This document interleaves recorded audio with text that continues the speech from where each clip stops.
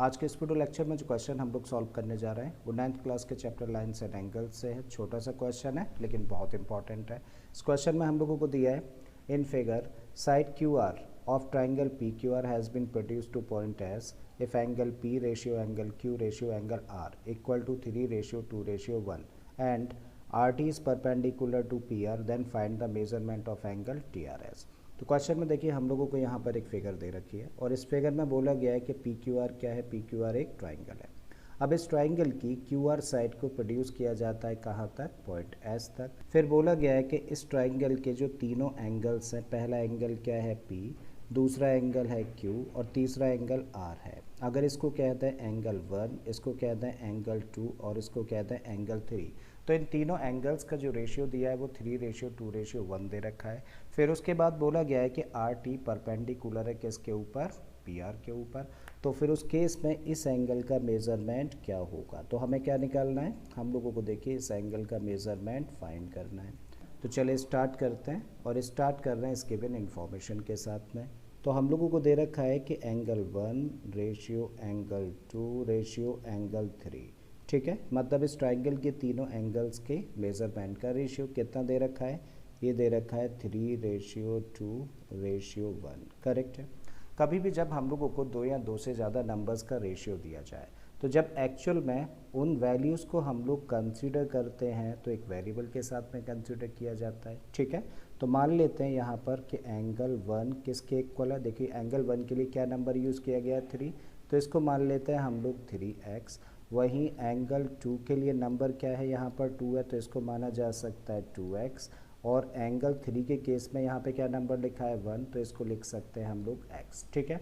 अब angle 1, angle 2 और angle 3, क्योंकि ये तीनों एक ट्राइंगल के एंगल्स हैं तो भाई इनका सम कितना होना चाहिए 180, ठीक है। एंगल सम प्रॉपर्टी ऐसा कहती है।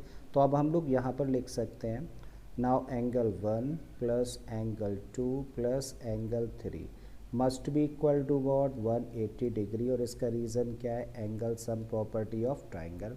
एंगल 1 के प्लेस पे हम लोग रख सकते हैं क्या, एंगल 1 की वैल्यू 3x, 2 की वैल्यू क्या है, ये है 2x और 3 की वैल्यू हम लोगों ने यहाँ से निकाली है x and this equal to what 180 degree. जब तीनों को प्लस कर दें तो 3 और 2 5 और 1 6 हो गया, मतलब मिला हम लोगों को 6x इक्वल टू 180। तो इस तरीके से x की क्या वैल्यू निकल के आती है 180/6 और इस तरीके से x की वैल्यू बेटा निकल के आती है कितनी 30।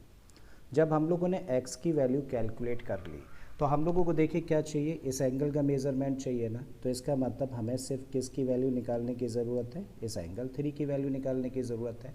और एंगल 3 किसके इक्वल है, x के इक्वल है, ठीक है। इसका मतलब हम लोग लिख सकते हैं कि angle 3 is equal to what x, और x का मेज़रमेंट हम लोगों ने निकाला है कितना 30। बात क्लियर है, ओके।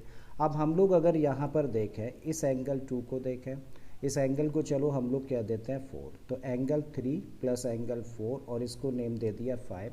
तो इन तीनों एंगल्स के मेज़रमेंट का सम कितना होगा 180 होगा, क्योंकि तीनों स्ट्रेट लाइन के ऊपर है तो इस चीज़ को मेंशन करते हैं। तो हम लोग लिख सकते हैं कि angle 3 plus angle 4 plus angle 5 तीनों का सम किसके इक्वल होना चाहिए 180 डिग्री के। क्यों, the sum of all the angles on a straight line is 180 degree, क्योंकि एक लाइन के ऊपर जितने भी एंगल्स बनते हैं सबका सम कितना होता है 180 डिग्री।